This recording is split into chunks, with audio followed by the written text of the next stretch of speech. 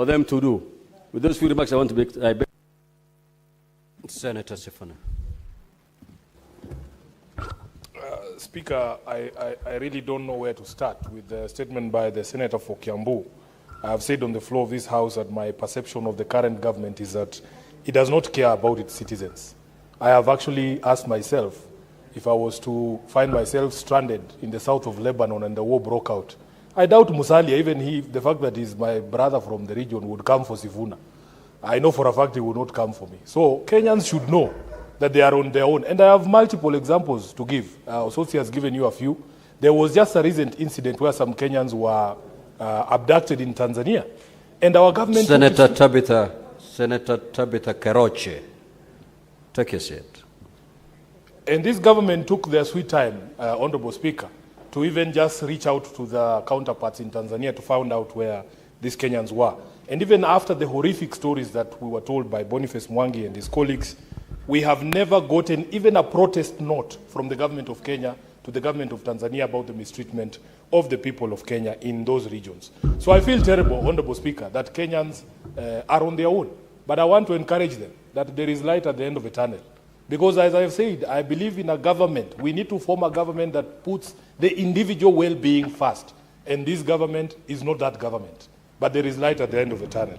Honorable Speaker, on the unpaid medical bills, we were here last week with people telling us here how SHA is working. Where are these unpaid medical bills are coming from? Where are they coming from if SHA is working? These bills should have been paid by SHA. You are detaining mothers because of unpaid bills. Where are those unpaid bills coming from? Speaker, when I said here, the president repeated what I said here just this week, that if anybody goes to hospital and they are asked to pay money, they should call the police. Because according to him, medical care is free in this country. That is according to government. And I remember the speaker challenging me. In fact, Honorable Speaker, with great respect, I feel like the chair owes me an apology. Sifuna, abandon that line of argument. You don't even know what I'm going to You don't even know what I'm going to say, Honorable Speaker, because when Omtata read out the provision of the law that I was being harangued about... No, that was not a provision of the law. It was in the law. No. Honorable Sifuna, let's not go there. Speaker, I hope you're pausing my time for all these engagements that we're having with the chair. You're fully utilizing your time. Please do it well. Proceed, Honorable Sifuna. But what I'm saying is... Senator to what I am saying is, just like the sun, Honorable Speaker, the truth cannot be hidden. It cannot be hidden.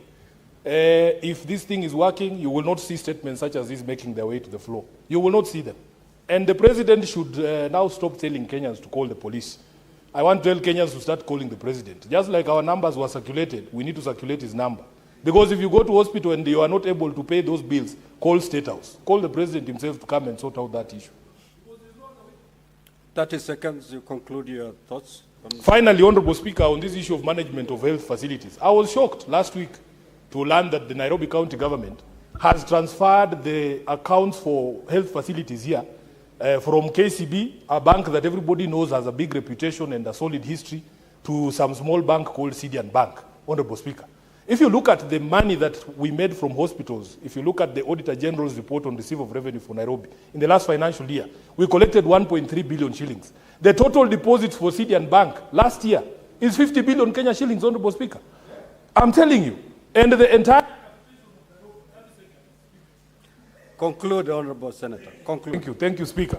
If you look at the budget of Nairobi, vis-a-vis the capitation of Sidian Bank, we ourselves as a county, if we were a bank, we would be bigger than Sidian Bank. I have written to the governor to explain to me the rationale. He is quiet up to today, Honorable Speaker. I am going to give him some more time. If we don't get an explanation as the people of Nairobi, why you would leave a tier 1 bank and send our facilities to bank in a tier 3 bank that has no history or reputation at all, Honorable Speaker, it doesn't make any sense to me. So we will be dragging him here to explain to us and the Senate why that decision makes sense. I thank you, Honorable Speaker. Senator Kisang. Thank you, Honorable Speaker. Honorable Speaker, I want to make comments on the statement by Senator Tarakaniti. Honorable Speaker, you know, we know very well in the last government, we used to have what they call Linda Mama. And when our women went to the hospital and gave birth, they used to be released free of charge. And with universal health coverage, Honorable Speaker,